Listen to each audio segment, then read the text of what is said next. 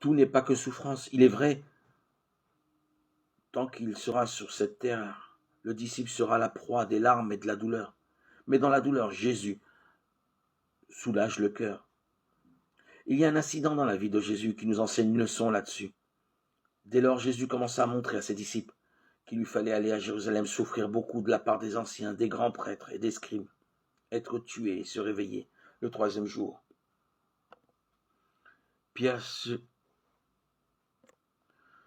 le prit à part et se mit à le rabrouer en disant « Dieu t'en préserve, Seigneur, cela ne t'arrivera jamais. » Mais lui se retourna et dit à Pierre « Va-t'en derrière moi, Satan.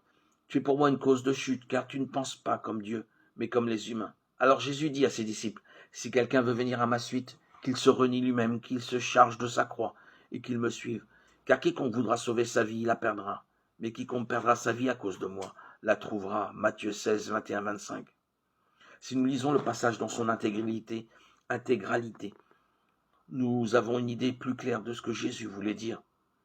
D'abord, il parlait de sa propre mission. Il est venu dans ce monde non pour vivre, mais pour mourir. À partir du moment où il fut conscient du monde autour de lui, il savait qu'il allait vers la mort. C'était le seul moyen de sauver l'espèce humaine. Il faut croire que Pierre n'avait pas compris cela, et le maître réprimanda son incapacité à comprendre les choses divines. Alors, en s'adressant à ses disciples, il leur dit qu'ils devaient prendre leur croix et le suivre.